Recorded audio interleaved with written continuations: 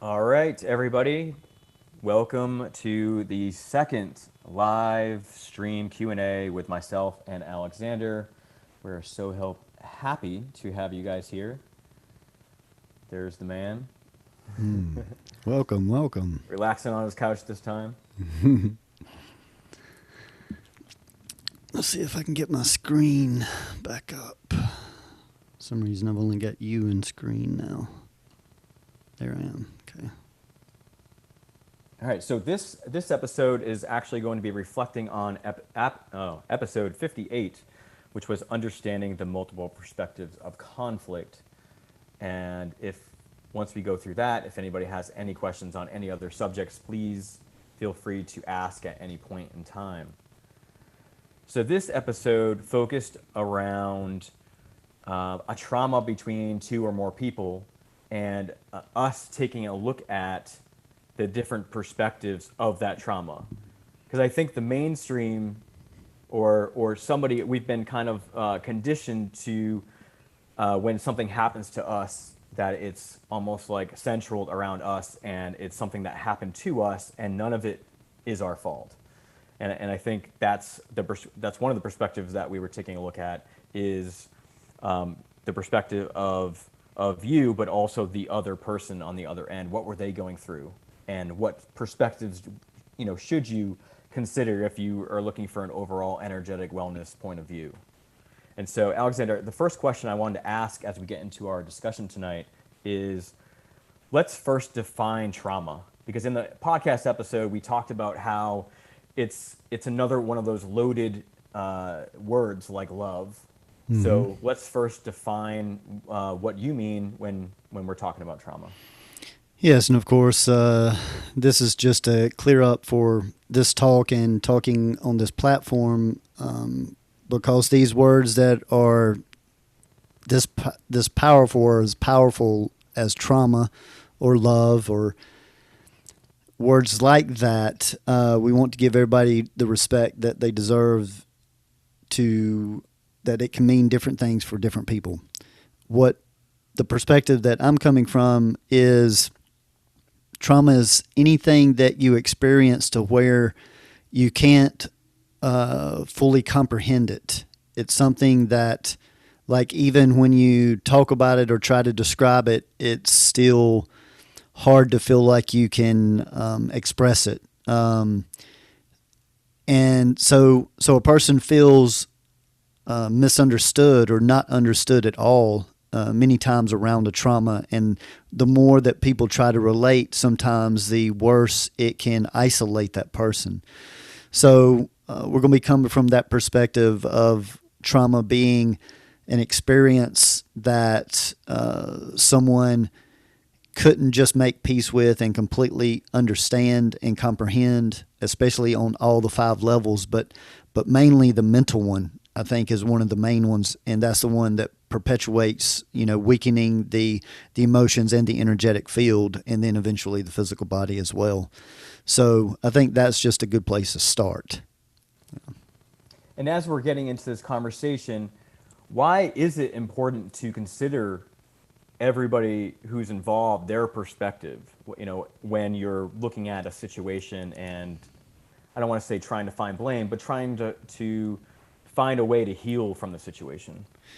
Well, yes, this is another important aspect, is that everybody has different experiences, and many times those experiences are dictated by their design, or what we talk about with the human design or the destiny card system. These systems helps us to understand certain aspects about ourselves, and one of the main aspects is how we respond to our environment.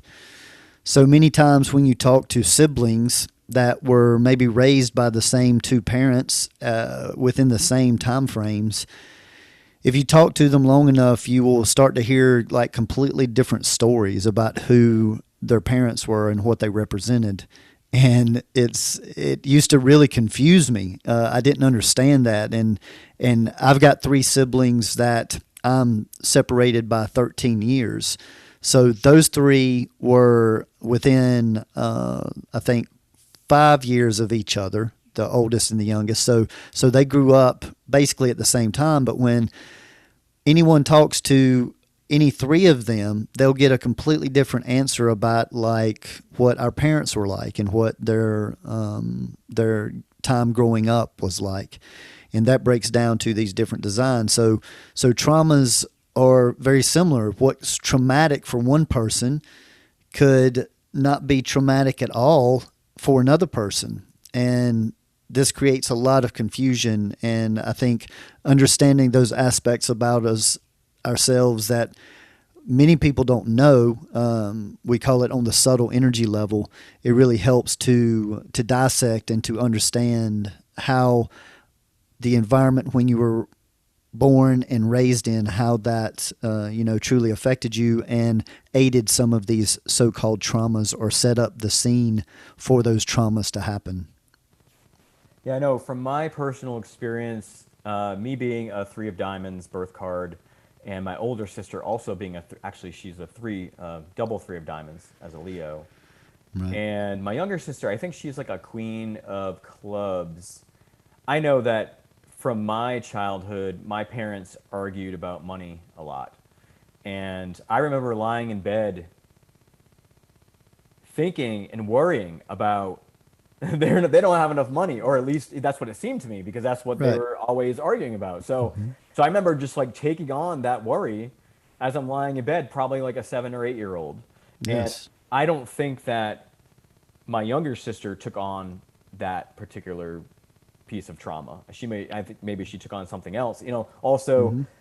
probably the age and the order at the time probably played in a factor as well, right? Sure, sure. Yeah, the ages while that event is going on is going to play, certainly play a role, and birth order as well, because typically the firstborn takes more of the father's traits, secondborn is mother, thirdborn father, and then fourthborn mother, but you do have to mix in miscarriages in that as well. So this really helps us to break down and, from my standpoint, understand and carry compassion for our siblings, because many siblings don't get along very well.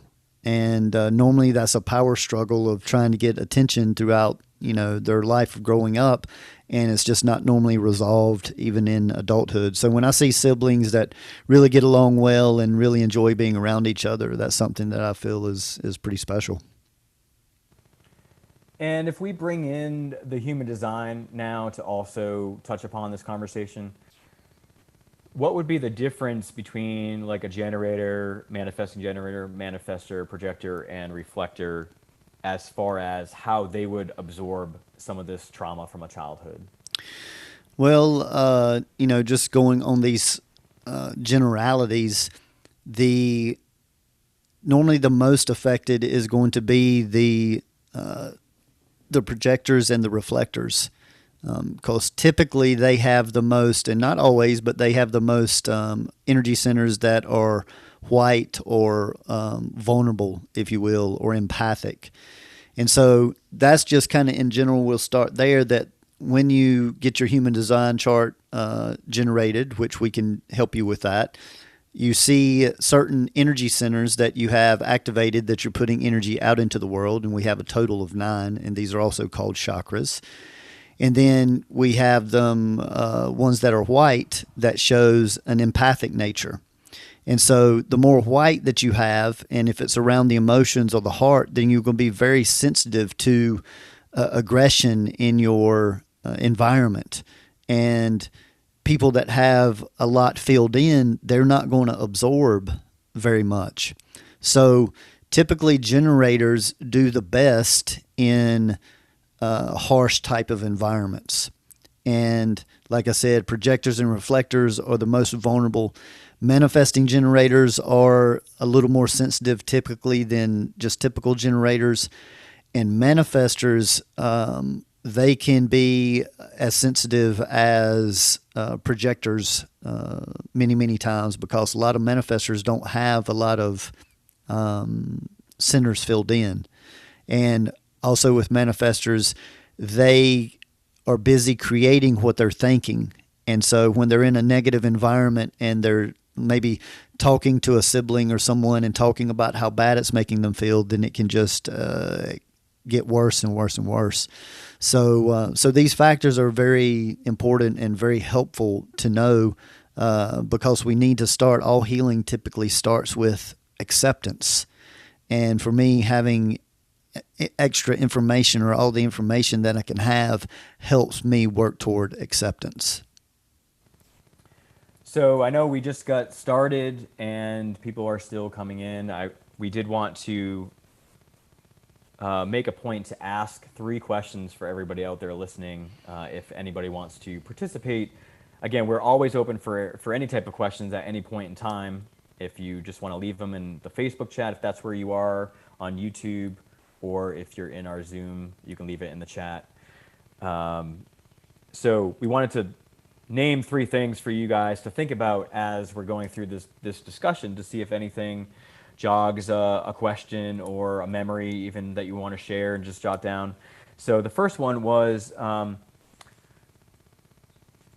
as we go through this, in the podcast episode, we talked about a sort of parent-child relationship in discussing the multiple perspectives of a possible childhood trauma from that parent onto that child. But if we have time, I would like to extend that, or even transition to a different type of trauma. So if anybody has any suggestions that they kind of want to see how it would play out, we can offer Alexander a new type of situation, that instead of continuing to discuss the parent-child, where the child had the trauma, if anybody else has a different scenario. So that was the first one. The second would be, as we're going through this, we will touch upon forgiveness. And I wanted people out there to take some time while you're here, and we're gonna try to have a couple breaks in between in case people need to use the restroom, or just stretch and maybe do a few yoga poses, get a drink. Alexander may play us a tune. I'm not sure. I don't know if he has any instruments around him. But I wanted people to just take a moment and think about forgiveness, and if there's anybody or any situation on their mind that they've gone through, and maybe it's coming up through all this quarantine, now that, as Alexander has discussed, a lot of grief is being brought to the surface. And so anything that maybe you guys want to release tonight, and if you want to do it quietly on your own, that's awesome. If you want to just send us a comment about what you want to release, and I can read it on air if you guys are not shy about that. And if you don't want your name, just put in like parentheses, don't say name, or something like that. So definitely would like to stimulate some participation. And the third one, Alexander wanted to know if there was one emotion that you guys have been struggling with during this quarantine, this isolation, and if there's been like one dominant emotion, what have you done to try to cope with it? Have you practiced any of the Just philosophy, and how's it going with it? Are you coping? Are you managing it? Are you processing it? Or are you having trouble? And possibly that would stimulate more questions to be asked that we can direct to Alexander. Yes, and we want everyone to know that we welcome your interaction. Anybody that's comfortable with, with coming on screen, even if it's just audio, we can respect. If you don't want the video, or if you want the video and audio, feel free to. But this whole platform is for more of an interaction experience. So send Aaron the questions, and let him know if you are willing to be invited in, and he'll manage all that on his side. So as we continue the conversation that was on the podcast with that parent-child relationship, Alexander, you brought up a good point about how if we don't become conscious as we grow up and then become parents,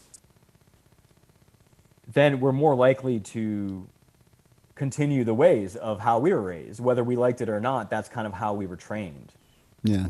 I mean, it's part of entrainment, and I've seen so many people say, I'm not like my dad or I'm not like my mom, and then turn around and do something within a few minutes almost exactly like that parent.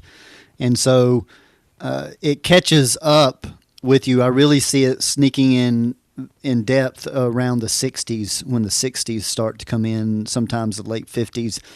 But it really starts to seep in at that time. And so many people run from it their whole lives and then wind up being exactly what they're running from. But there is a way to change that, and that is through conscious development and working on the self and breaking these family lineage habits and patterns that we've picked up and we've been entrained with. And we don't have to get into right and wrong and good and bad. The judgment just isn't necessary, because it was just an entrainment. It was the environment that you were in. It was basically that you were taught a survival mechanism, and then we weren't taught to set the survival mechanism to the side at some point and develop something different. So this is where one of the teachings of the philosophy comes in, to, leaning into the friction or doing what's challenging many times gives you results that are most fulfilling. So those are, important, I think, perspectives moving forward in this tonight. And I'm not a parent, so I can't speak to experience of that. But I have, and sorry, Dad, if you're out there listening. Well, recently I've started seeing my dad in me, like in my physical, but also when I walk unconsciously, I tend to walk heavy, Mm-hmm. and which is how my dad would walk around the house. So I catch myself sometimes, and I'm like, why am I walking so heavy, like unconsciously? So Yes. are these some things that only happen in the unconscious? Well, yeah, I mean, some people are, carry that with pride. Like, I have a brother that, most people say that he's most like my dad. And when he hears that, it really lights him up and it makes him feel special and important. So, it's not always things that people are trying to get away from. Sometimes it's endearing. And it just really comes down to, once again, not about the judgment of it, whether it's right or wrong, or whether we should have those patterns or not. It just comes down to whether someone sees that it's benefiting their life or it's negating something in their life. And if it's negating something, then it may be worth, shifting or changing. And I think one of the biggest parts is just becoming aware of it, and being aware that our bodies do these certain patterns, yes, on this subconscious level, and we've just picked it up like a habit, basically. And with just a little bit of consciousness and time, you can retrain just about anything on the physical level. And I guess if you become aware of it, then you have the choice whether to continue doing it or not. And Yes, I but mean, like you said, you may not want to. yeah, that awareness is just the first step. But most people normally aren't aware. And then when somebody else points it out, many times they'll get defensive, because people typically get defensive over things that are pointed out to them, especially if they're not aware of it. Yeah. So we have our first release comment from a listener, from Claire, or Elizabeth Claire, as her name is. I'd like to release my attachment to being the victim of my past trauma. Mm-hmm. So thank you for releasing that with us tonight. Yeah. Thank you for sharing, Claire, and that's extremely powerful and important. And many of us have like a story, and we tell the story so much to ourselves and to others that it becomes something dominant in our present. And letting go of that many times, just from a general standpoint, is challenging, because sometimes it's part of people's identity. And part of this waking up process, part of this self-development process, is making peace with the unknown. and truly seeing that you're basically dismantling yourself. And I call it just getting rid of the things that you picked up for the first 30 or 35, 40, 50 years of your life, and setting those down and just picking up a new set of tools. And then in 10 more years, then you will have your tool case will be extremely expanded, because things that you've been doing your whole life, you're not going to need to practice them very much. It's like kind of like riding a bike. You'll pick those up very easily, and most people do in like emotional reactions. They'll revert to those actions or those scenarios. So, first of all, I applaud anybody that's working on this type of work and seeing that it's not so important to stay attached to who we think we are or who we have been. There's not much that I'm embarrassed of truly in my life, and I certainly haven't lived the life of a saint, but I can certainly go and talk about certain points of my life and kind of laugh about it or create a laugh about it, and things that was very important to me and felt like I needed to defend say 10 or 15 or 20 years ago, is of course just silly now. So that's why I say it's nice to consider not to make anything too firm in your life. And that's why there's really not much of anything that's worth truly fighting about or truly forcefully pushing your way on someone else. Because in 6 months or a year or a few years down the road, you could feel very different than you do right now. And I think that's important for everyone to see as they're shifting and changing, to take this stuff a little bit more lightheartedly than maybe it comes across. That yes, it is serious, wanting to end these aspects of us or wanting to merge them with other aspects. But we need to be able to laugh at ourselves and not be overly serious. And I say that from being very guilty of being overly serious. And I think for a long time I was guilty of looking for a reward or end. And that just really doesn't seem to exist. And so just creating the work at a pace to where you feel like you can do it for the rest of your life, rather than trying to work so hard and do so much for a certain amount of time, I think is important. But letting go of our stories and letting go of who we used to be. And this is another beautiful part about the Destiny card system, because typically it gives you two different cards. It gives you a personality card and then kind of like a life purpose or life direction card. And for a few people, they're the same, like all Leos, it's the same as Aaron's sister is.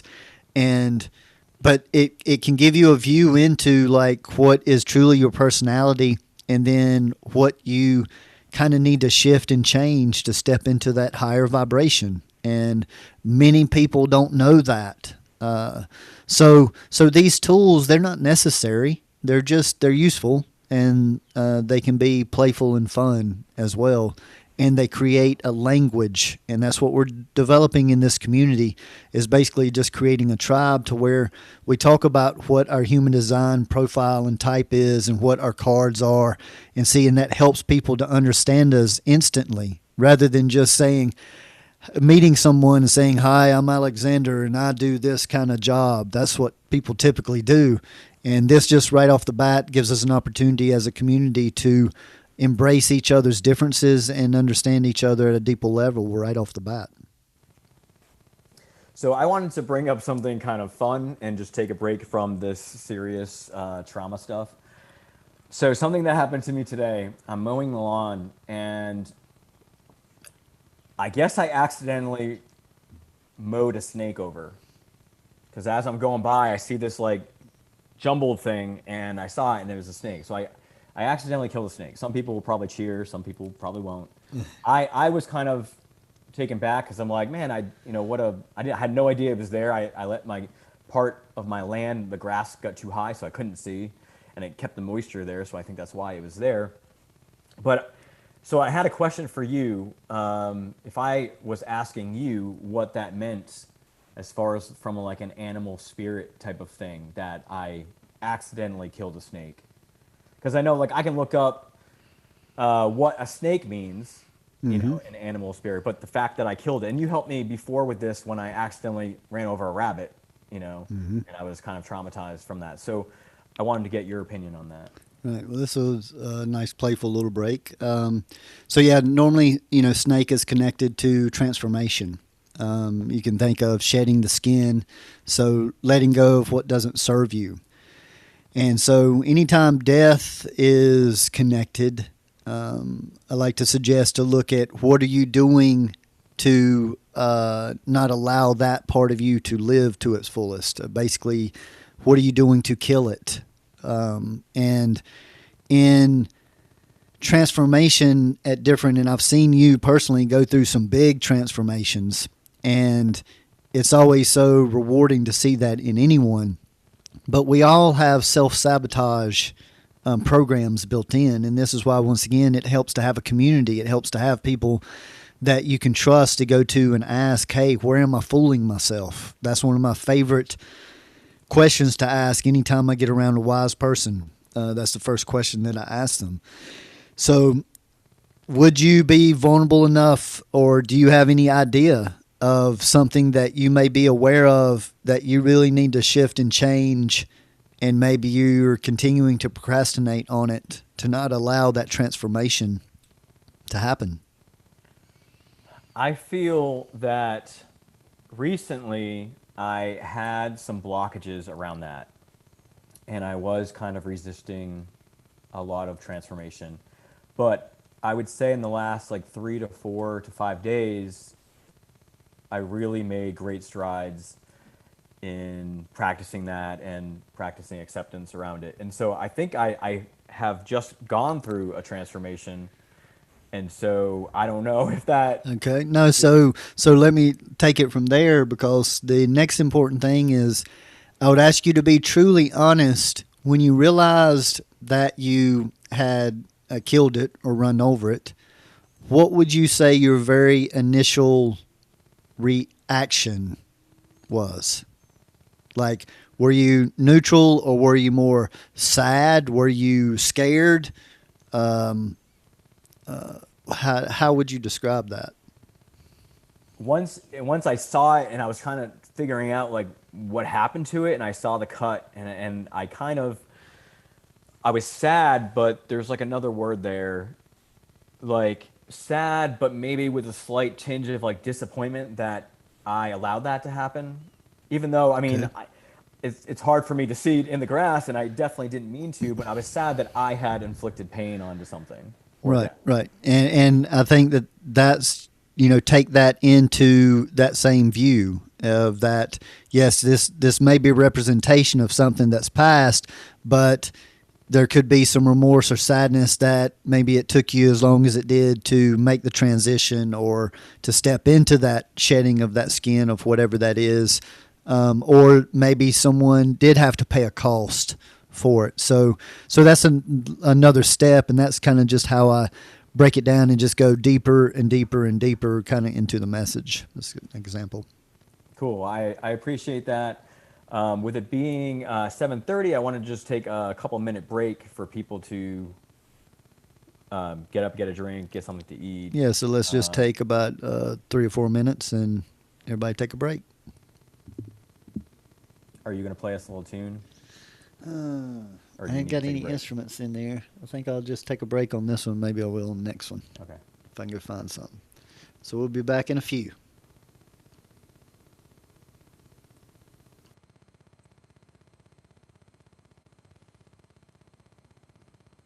I guess I'll chill here since I'm not leaving, and I guess I can talk to you guys while you're on break.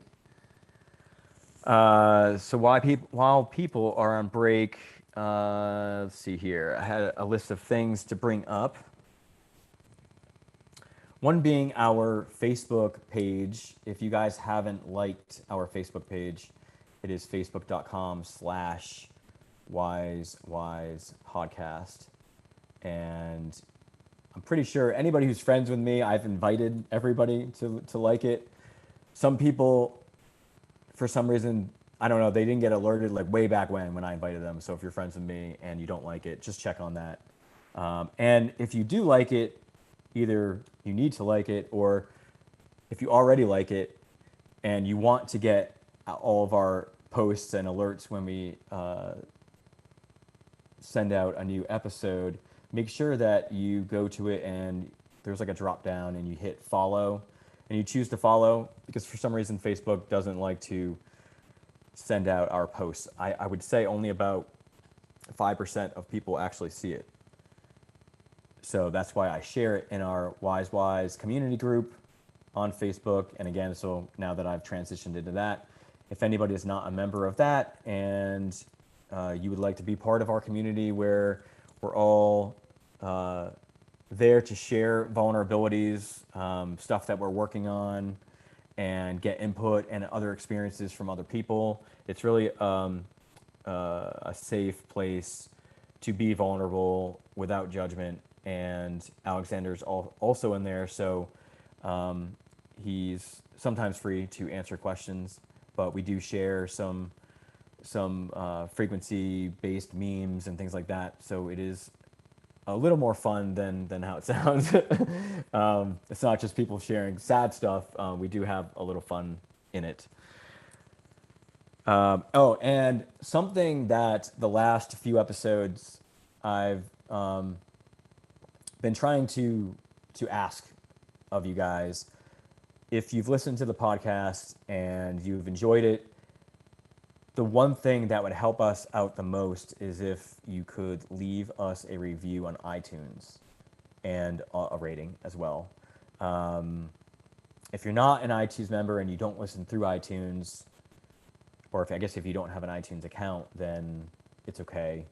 Unless you want to go the extra mile to make one.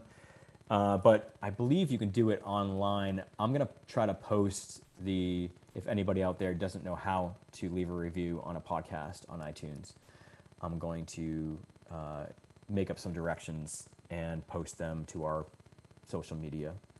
That would help us out tremendously, because that's actually how iTunes ranks podcasts and on the charts. They go by ratings and reviews over actual listens, I think. Like those have more weight on top. And we also have our Patreon account. If you guys are interested, we have behind the scenes video, and I share images of my notebook if anybody wants to read my horrible chicken scratch.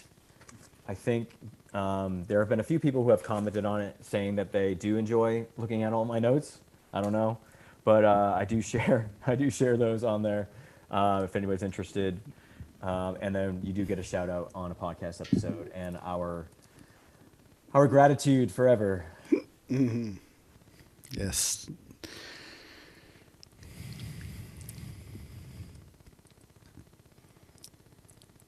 All right. Well, maybe everybody's gotten back from the break. Yes, and we have had a few other comments, and I don't know if there are questions on various places. So let me just pull those. I wanted to, while Aaron's pulling all that up, I wanted to thank everyone that showed up for the sound journey last night. And Friday night, I was on a podcast with 3 other hosts, and it was a really interesting and very well flowing podcast. So please feel free to visit that on my Facebook page as well. And we had a great sound journey last night. So thank everyone for your support. Okay, we have a comment from Sarah. I had a realization this week that I feel consistently disappointed in / judgmental of myself for not measuring up to the Wonder Woman qualities that my mother played out during my upbringing. It was good to see that because my mother and I are complete opposites. She says that she is firstborn, more like her father, and we operate very differently in the world. We have opposite strengths and weaknesses, so I now see the importance of giving myself credit for my strengths instead of focusing on shortcomings that just aren't in my nature. That's an excellent point. Oh, man. Excellent. So well said. because there is so much comparing, especially with women and their mother and when they have children. And it's so unfortunate because everybody's not cut out to be the same type of mother or the same type of parent. And many times the child is a much better parent than the parent was. So, we do need to focus on those strengths and just work on the weaknesses. Use that parent for inspiration, but never to create guilt or comparison. And that's, I think, a nice way to kind of, utilize the 3 R's here. It's been recognized and it's been respected that she sees this comparison with her mom, and now just redirect it to be more of an inspiration rather than a comparison and letting down. And that's what has worked for me in the past. My father taught the only main thing he taught was work ethic. And so anytime in my life to where I feel like I'm working too hard on something or I'm just working too much or anything like that, then I will use him. I'll bring him in and just remember how hard he worked, like just every day. And that can help pull me through, but I'm not comparing myself to him. I'm using him as an inspiration. And, that comment made me bring something up inside myself. And this is something that I've been wanting to wait until we've done an actual podcast episode on judgment, but I'm going to feel free to bring it up now. The more that I've grown and the more that I've practiced the self-development, I've obviously learned that it's not right to judge people. And being the perfectionist that I am, or post-perfectionist, as you've helped me conquer some of these things, there's like this sort of thing that I've taken all of that judgment internally. So I've corrected that behavior, but it's almost like that energy that I would have used to judge other people I've brought it inside, and I now judge myself a lot harsher. And so I wanted to get your take on that, and I don't know, what you would say to that or how I could work, further. So you're saying that now that you've worked on your judgment externally, you seem to be judging yourself more. Yeah, or at least noticing it more now that I'm so aware of it. That's that's the key, is noticing it more, because I happen to feel that we judge externally to the level that we judge internally. And as we do work on not judging either externally or internally, it helps the other one simultaneously. So, but when people are doing this work, such as you've been doing it now for quite a while, we get more and more sensitive. We see more and more of these so-called faults. And that's what I can hear many people talk about very often, is in our circles, they'll talk about how there's so many more people waking up. And what one has to consider is, as you wake up more, you notice more people that are waking up. And that's becoming more of your attraction point and your tribe. It may or may not be that is truly more people so-called waking up, because and we're not going to get into that in this call today, but there's a certain balance that has to be maintained on this plane. So there's a possibility that there's always the same amount of consciousness and unconscious all the time. We're just shifting into different states of that. And that's normally part of the direction that I come from. And so as your awareness does increase, it seems like things are changing. So with that, with your scenario where you feel like you're doing much better externally, that's where now that you're noticing that maybe you're judging yourself more internally, to talk to that little boy, Aaron, and to be more of like a parent, because once you get able to do something external, then that's when you can work on your inner child. and you work on your inner child just like you would, oh, I just made a slight judgment on that person, let me correct that. And you can do it to yourself when we can separate ourselves from who we are and say that little child, the little boy or little girl. And I like to point out that energy typically remains in the second chakra, just around the navel or so. So many times when I'm talking to my little boy, I have my hand on my stomach, my right hand, the energy giving side, and I just rub it clockwise, and I have a conversation just like I was talking to one of my sons or a stranger that I was working to help. So I think that would be a really good place to start to continue that work. Yeah, what is happening inside of me is like I'm reprimanding myself because I know better in a way. And so yeah, part of that is the judgment, but also whenever I do something externally or I'm looking back at something that I've done and that I know better because I have the knowledge and I guess I could say, I guess you could say the wisdom because I'm getting it from somebody who has tried and it's worked, but I essentially don't have the wisdom yet because I haven't Right. experienced No, you have the the shift. information. Yeah, yeah. Yeah, you have the information, but the wisdom comes information plus experience equals wisdom. And so, I'm so glad that you brought this up because I think this can be so useful to so many people because guilt is such a waste of energy. And one of the steps in the 3 R's, and we have been working on a planner, and I've been working with Claire. She has been so helpful with this planner, and we're going to be releasing it very, very soon, and we're even going to have multiple levels. So we're going to be working together from like a booklet, and I think it's really going to help. But before I got on to talking about the planner, bring me back around, Aaron, to that point that I was on. You were talking about how it was valuable for other people, and now I can't remember where you were going with that. Valuable and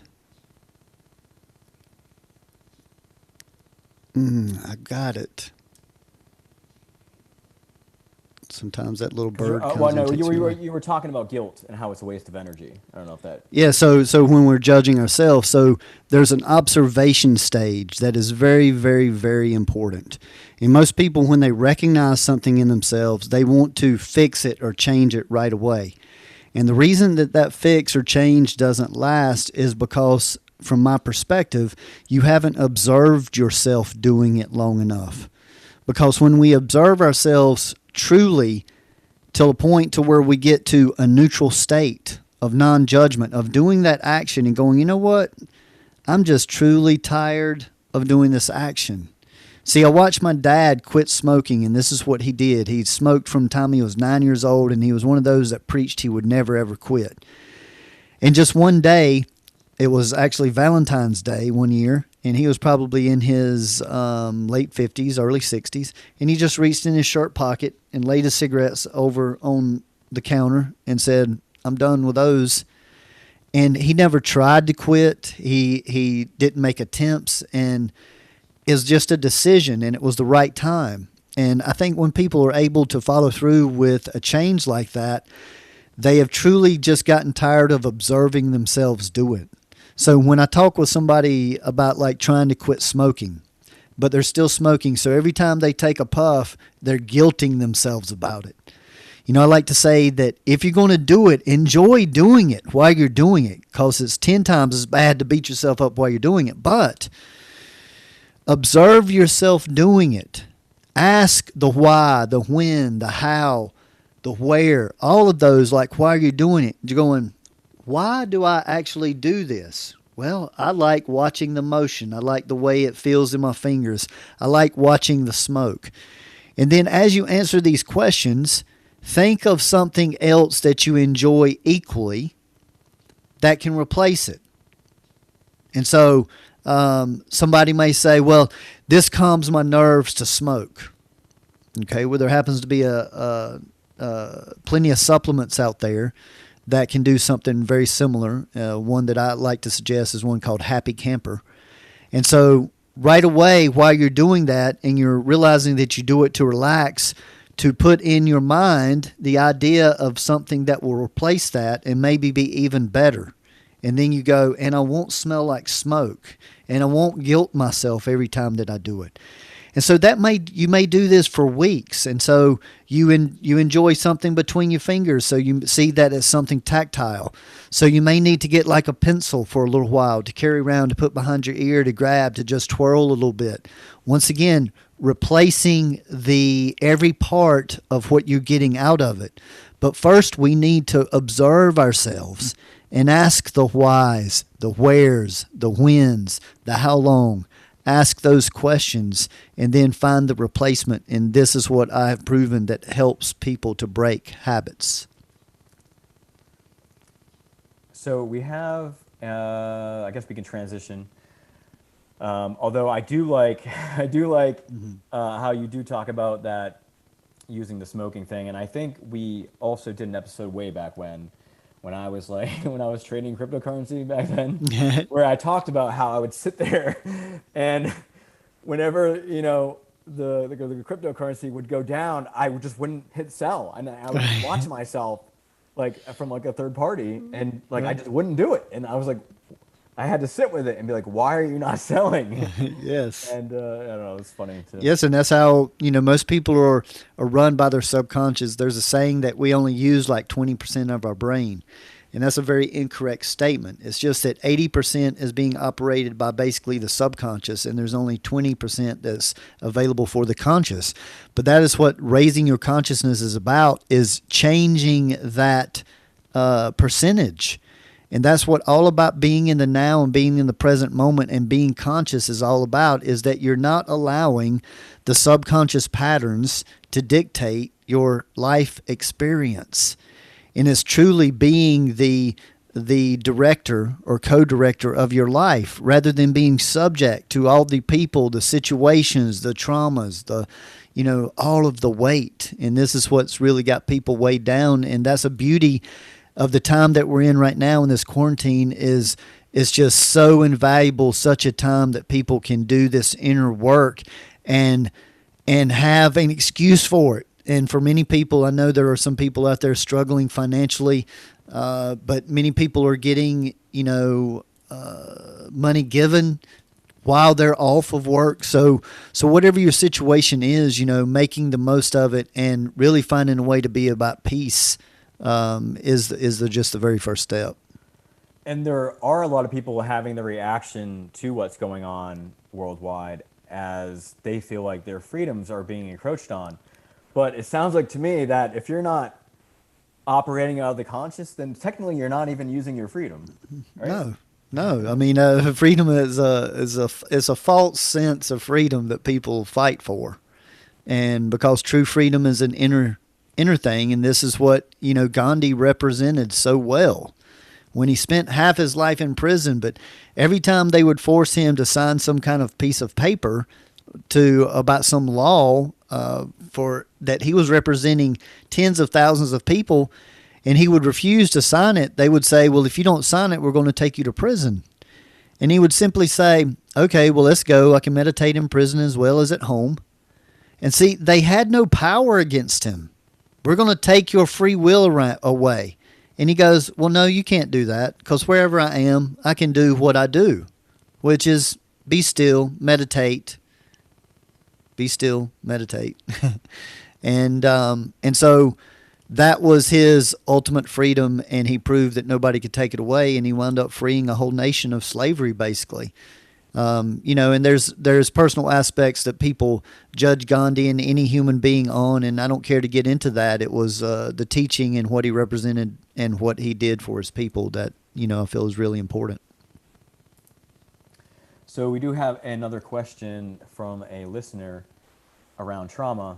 How can I release my trauma from driving? I've loved, during the quarantine, not using my car at all, and it's been a great rest for my nervous system, which is usually activated into the fight or flight every time I drive because it triggers or it's triggered from multiple life-changing car accidents. Mm-hmm. Yeah, that's a really big, challenging one, and many times time away like this is just the gift that's needed, because to to overcome an experience like that, a reoccurring experience, you need time away for there to be some energy recalibration, and then when it is the quarantine or whatever is let off, to be able to lean back into it slowly would be ideal.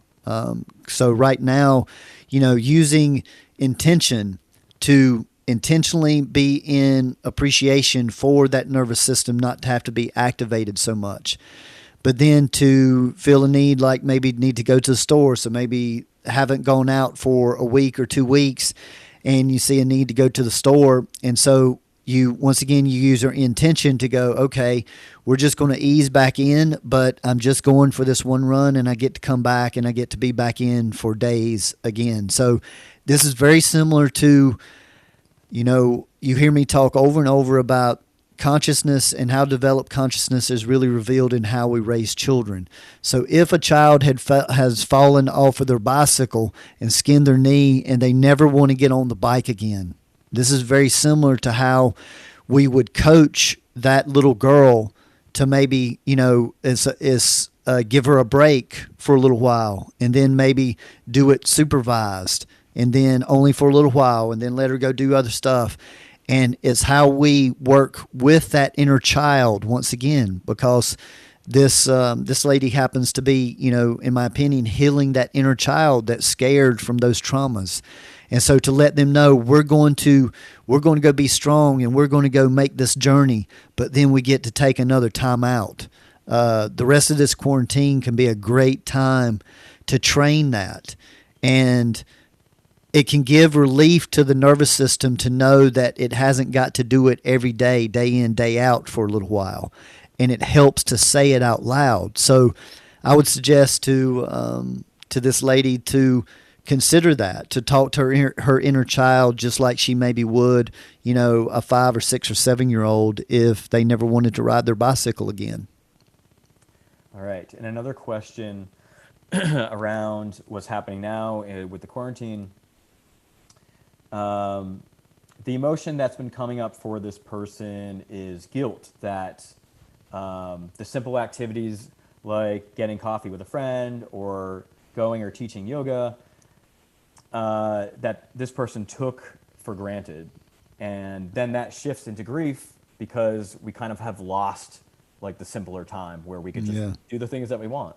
Yeah, well, I'm so glad that this got brought up, because this is, once again, falls under the 3 R's, and it needs to be redirected. And guilt is inspiration that is just waiting to blossom.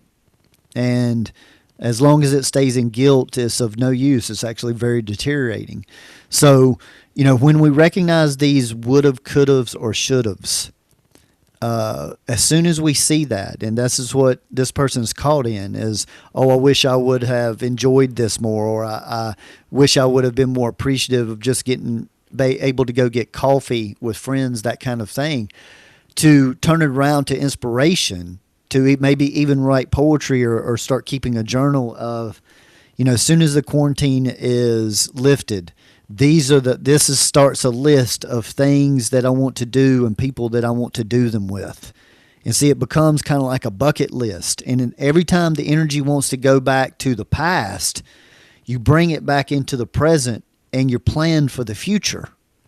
And that's taking guilt and shifting it to inspiration. It's respecting the guilt. See, it's recognize that it's there and say, hey, guilt, I see you. And yes, we're grieving because we can't just go out and do this, but this is what we're going to do. I really miss Sally today. And so I'm going to write down that I want to go hang out and eat chocolate and have a cup of coffee with Sally on the first date that I can after quarantine. And don't get into making plans at this point, because we don't have any idea what the time frame of any of this stuff is. So see, all of this is like when we were kids. It's just that I want to do this someday. And most adults have lost the ability to do that. Just, I want to do this someday. Instead, they think of something they want to do, and they're spoiled to want to go start making plans and start putting it into action. And this is all about the beauty of anticipation, of building energy. And this is what this time is affording everyone, is the time to build inspiration rather than just wallow in the guilt and the loss, the grief. And this is how we shift those emotions. It is by using the mind and choosing a different perception while respecting those so-called negative emotions that we want to get away from, is welcome them in and then just redirect them in over here. So guilt, there you are. Okay, you're welcome to be here, but what we're going to do is we're going to shift this to inspiration. And you just merely, it's like Tai Chi the energy. You shift that from guilt into inspiration by going and writing, starting to write things down that inspire that you want to do one day with somebody. Is there a point in that where we sit in our guilt and just feel it and like feel it deeply? Like, is that a good thing if we do that? If we like kind of wallow in it for like a day or two? Well, I mean, there's multiple ways to approach that. Sometimes people have great success with redirecting it as soon as it comes in. Sometimes people feel like it can. I've experienced that it can expedite it when you do choose to just truly be in it and immerse yourself in it. But that is a little bit more trickier because you can get caught into depression, and that's what it should feel. If you allow yourself to be in it, you should feel completely different 24 hours later, or you didn't truly give yourself to it. And once you allow that to happen 2 or 3 days is when it starts to slip into depression. So that's where that part can be very tricky. If you're going to give yourself to it and just be in it, and I'm all for that, but you should feel the energy shift in 24 hours, or more than likely you didn't truly give yourself to it, and it's going to turn into something closer to depression. Okay, I think now is the time we can transition into forgiveness. It's one of the major topics I wanted to discuss tonight. How important is forgiveness for overall healing for an individual, or healing themselves? Well, I mean, it's imperative actually. It's right there. Acceptance and forgiveness kind of walk hand in hand. And I happen to feel that acceptance is the platform that all wellness and healing is based off of. And that forgiveness aspect is no small deal. And to truly forgive is really a concept that I question whether people really take the time to understand the depth of forgiving, and to where you can actually thank that person for what they brought you.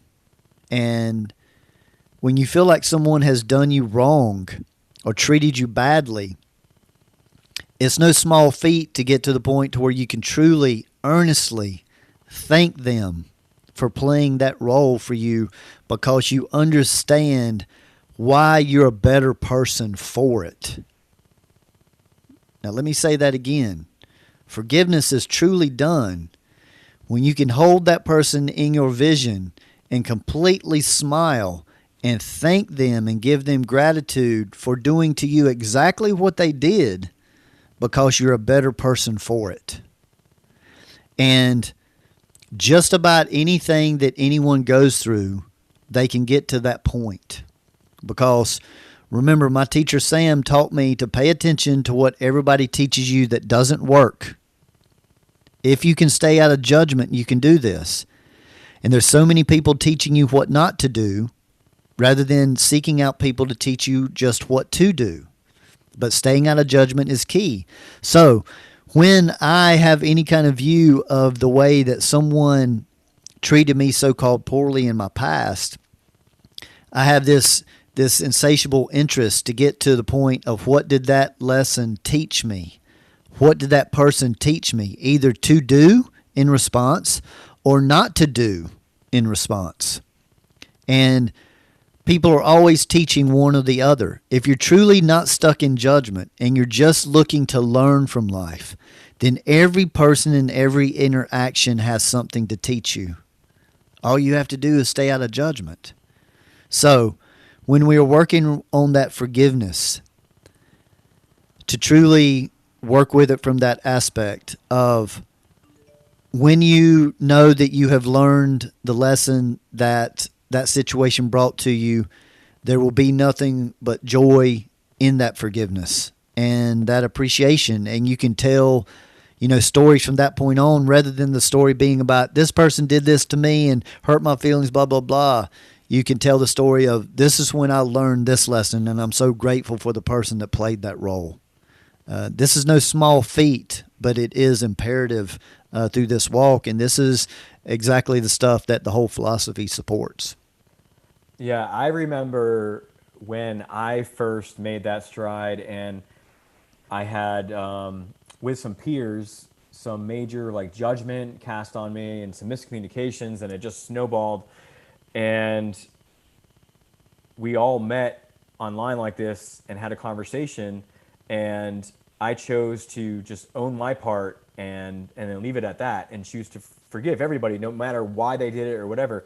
And the other person was just so taken back that you could see the relief just wash over them, because I think they felt like they were in the wrong Yeah, for and it, they were and thought I probably was on going to yell at them, defense. whatever. Yeah. Yeah, yeah. And so, like, after doing that, you could tell all the energy changed. And then we were just able to sit there as friends and discuss other topics. And after I got off that call, I felt like I had leveled up, because it was like the first time that I owned the responsibility. I didn't blame, and I saw how it all unfolded. And I had an energy high. I mean, just like you explained, it was so awesome that we could all just communicate on the same level consciously, and we didn't need that negative energy to come in. And like, because I know like if that did, and we were going to start blaming what happened, and I would have felt disgusting after, just having all that Yes. just sit in me. Yes, yes, and that was a beautiful example, and that is the beauty of conscious communication. That when rather than saying I'm mad at you because of what you did, when you can say, oh, I see what I did to pull that into my field. I see what I brought, what baggage I brought, or what trauma I brought in for you to play this role for me. See, that is taking all the blame away and taking full, it's one of the pillars, emotional responsibility and accountability.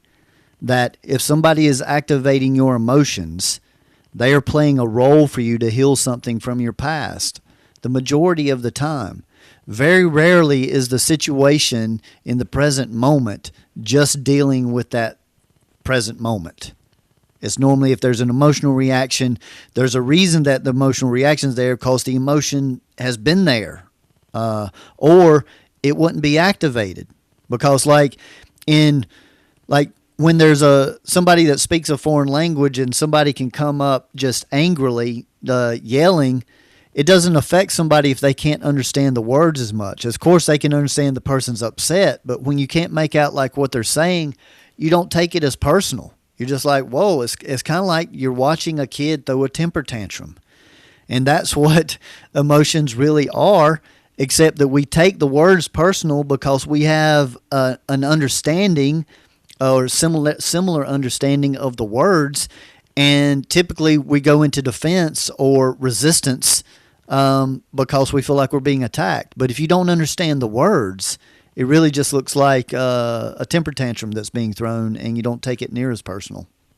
Yeah, and I can even think of a few examples of experiences in my life where I've experienced something that I look back on now that is traumatic, but at the time I didn't have like an emotion that came up. I just like reacted, like acted to it, but it wasn't emotionally in a way. And then looking back on it now, I can see where in those experiences where I've now taken on certain emotions that I felt afterward.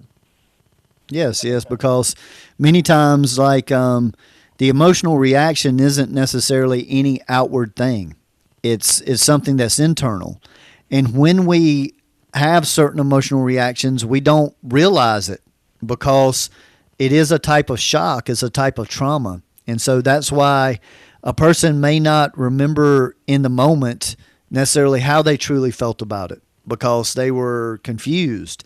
And it can take sometimes weeks or even years to process, or for something to happen that maybe reminds you of that brings that back to your memory, and then you see it more clearly after some time has passed. So, all this stuff is just so intriguing, and there are patterns all around, and when you can see the patterns, then you have an opportunity to redirect the patterns. Could you explain the steps of forgiveness if somebody has done something to you, like if we bring back in the example from the podcast where you had the parent and the child has now said that they had some trauma from the childhood, but they're an adult now, and the parent didn't know, like we discussed, didn't really know that what they were doing was It's traumatic. giving trauma. So, what steps does the child need to then take to offer forgiveness to the parent, or I guess both ways, because in a way, the parent needs also to, I guess, ask for forgiveness in a way, right? Yeah, well, I think it's, right off the bat, it's the very first reaction of whether the parent truly shows remorse or surprise that that was the case, or that they're very clear in what they did. If there's surprise and remorse like right away, then to me, the door is wide open for that. If the person or the parent doesn't see that they've done anything wrong yet, then it's a little bit more challenging to start that process, because you've got to be clear in what you're forgiving and why. Just like you got to be clear in who. So you always got to know the whys, the wheres, the whens, the hows, and the how longs, the duration. And we talk about this throughout the philosophy in the podcast.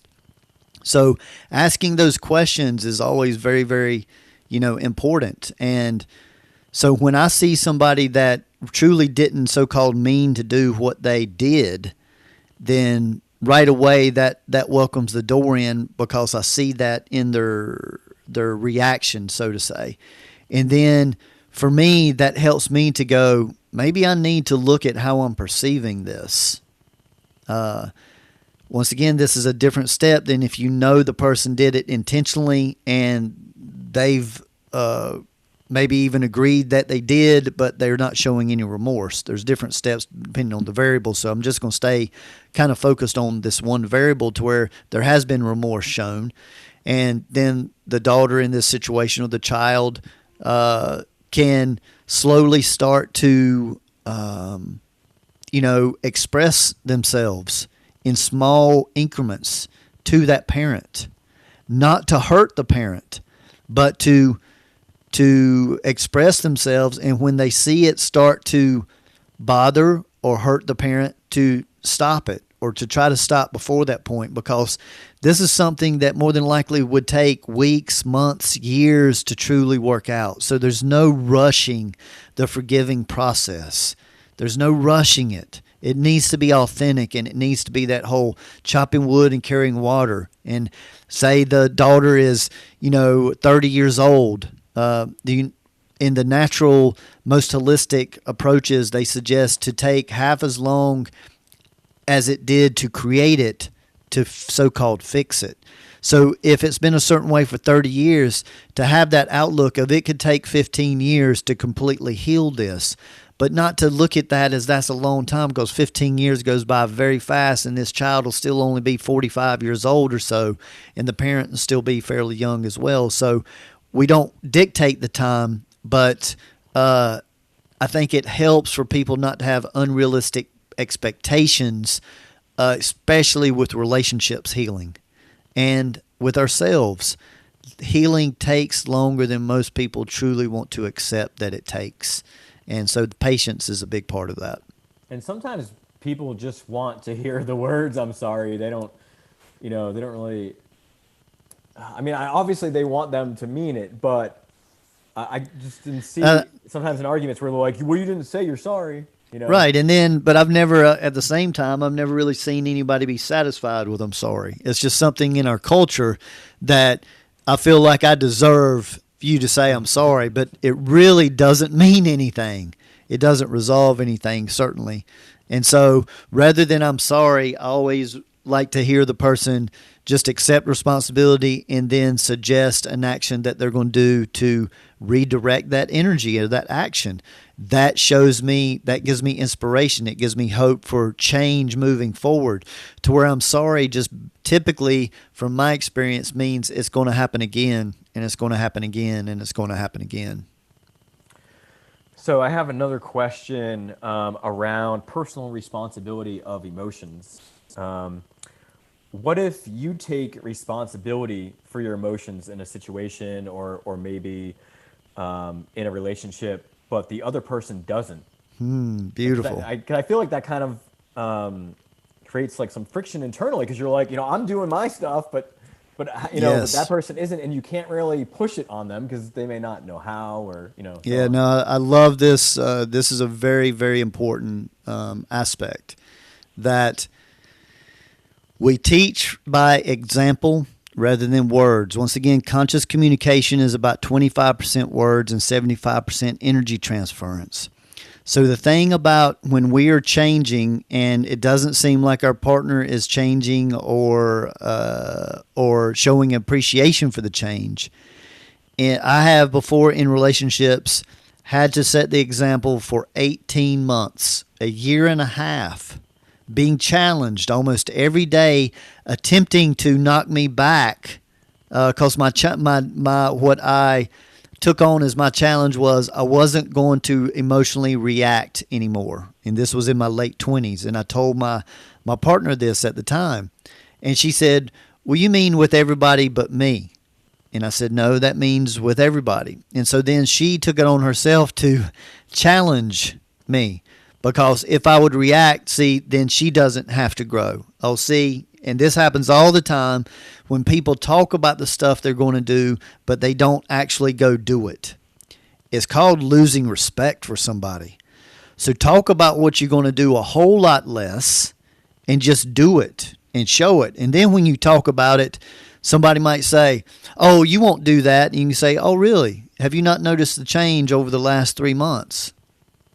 And see, you can catch them in not even seeing the changes, but you've already laid the groundwork for proving it. So, so that is a very, strong point that we have to teach by example, and everyone has a different like time frame and depending on the situation. But many people close to us, believe it or not, want us to fail in our changing because it gets them off the hook. And so I went through this very similar stuff with the relationships and my family. But the thing is that if you stay on your path, the people around you have to shift and change or they are forced to leave. It's a law of physics. But you've got to be able to stand in your power. And you're doing it for yourself. Remember that, people, that all of your change is for you.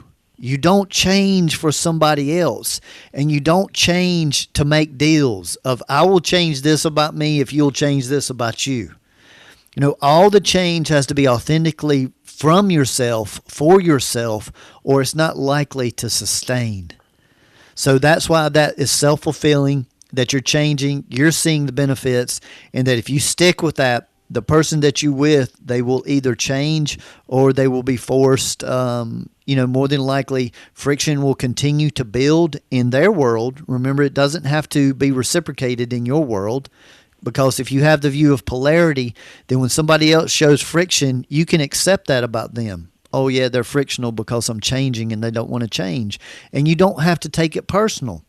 They can even try to get you upset, and you can just remember that of they're just resisting this change. I just need to give them some space, so I'm going to go for a walk. I'm going to stay in my change rather than trying to talk to that person that's already in an emotional reaction that's trying to get you to react. See, standing in your power is knowing sometimes when to disconnect from somebody to go stay in your power and go for a walk or go to another room. So it is through teaching, through example, the answer to that question. And there's no way of knowing how long that takes. And I wanted to just pause and ask anybody who's been thinking about the three questions or the I guess, I don't know if they're questions or statements. They're kind of both. If anybody wants to add to the conversation, I guess any items of forgiveness that you've had come up tonight that you want us to mention, or even if you are doing it on your own, if you want to just mention that, we'll give you a shout out.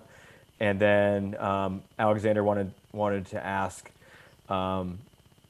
if there is one emotion that you're struggling with in quarantine, and how are you coping with it? And we did get into some of that already, but if anybody else out there has any topics among that they want us to bring up, or any questions in general, I do have a couple more things to add to the conversation if we don't get any more questions, and then we'll wrap it up. But I did want to continue on the personal responsibility and add to that conversation the concept that you've talked about in past episodes, which is when you're practicing personal responsibility of your emotions, you're essentially responsible for how you are communicating and how you're receiving. So it's kind of like a double whammy there. Yes, yes. I mean, you are taking responsibility for the coming and the going of the verbiage, and this is where words are powerful and they carry no power simultaneously. As they're coming in, you do your best not to give them any power.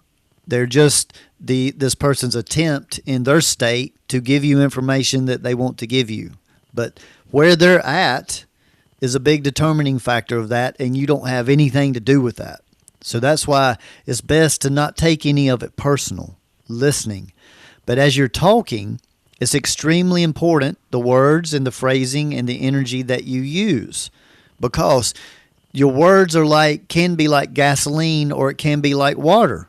You can either be putting out the emotional fire, or you can just be feeding it and just making it blaze. And this is once again about standing in your power, that as you are receiving, the information that you accept is being misinterpreted as it's coming in because this person is emotional. As I'm speaking to them, I want to speak in a way that is, first of all, respectful, because respect gets you a long way. And respect many times begins with, I truly want to understand what you are attempting to share with me. And if there's anything that I can do to make you more comfortable while you are attempting to share this, please let me know. See, that's putting water on the fire. Or if you go in and you say, you're not going to talk to me like that, I'm not going to allow this, blah, blah, blah.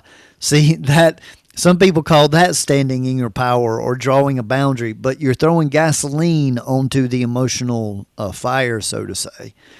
So that is I guess a fair representation of how you want to have your mindset is, as things are coming in, remind yourself, as soon as a person is emotional, they are not being clear in the information that they're giving. It is tainted now. So let's not take it personal. And as I'm responding, I want to pay attention. Am I throwing water on the fire, or am I throwing gasoline on the fire? Yeah, and I know I've had the perspective years ago that when I first started getting into this, that if I was managing how I was taking the information in from the other person, then they should do the same for me. And that's not always the case, right? No, yeah, no, and that's back to making deals. So anytime we find ourselves making deals with somebody, or even the divine, we want to hit pause really quick on that, because, see, this is similar to like giving love. True giving of love is just a giving, but most people give it only to want something back. And communication, conscious communication, is the same way, is that you're looking to give it as consciously as you can, and you're looking to receive it as consciously as you can, but you don't have any determining factor on any time frames of anyone else out there. So this is why you're doing it for yourself. And most of the time when people fail at it is they're doing it and they're trying it, and then they get frustrated because you're not trying, you're not doing it. Well, they may or may not have ever said that they were willing to do it. So see, the change and the challenges are there for us to have somewhere to practice. And the big secret or the big key is that when you stop expecting them to respond back, when you stop having that expectation, it almost always happens right away. Normally, when it's not happening, is because we're carrying frustration that we're not getting something we want.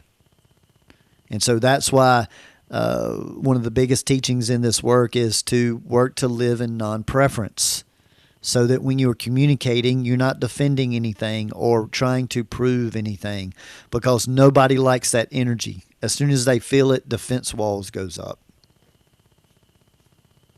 All right. Well, the last thing I have is in the last episode you mentioned that it takes years to build a relationship, but it can be demolished in literally moments.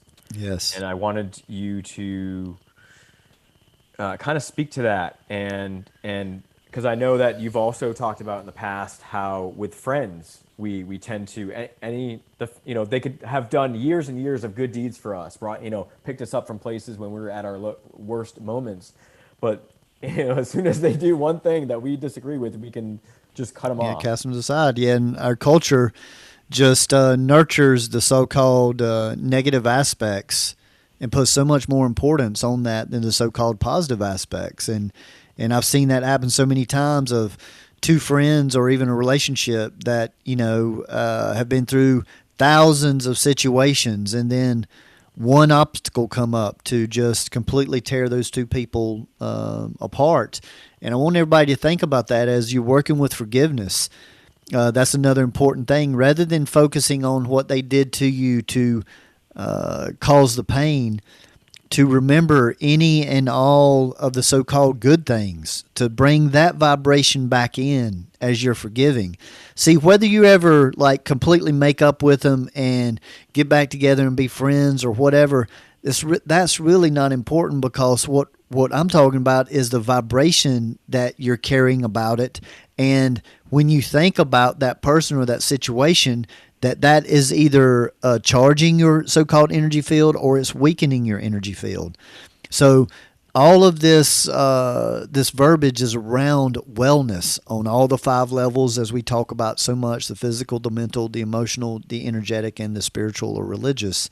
And so I think this has been another wonderful evening of I've enjoyed the topics and questions that people have brought up, and of course the questions that we started out with was really good. So yes, I'm so glad to have had this time with everybody.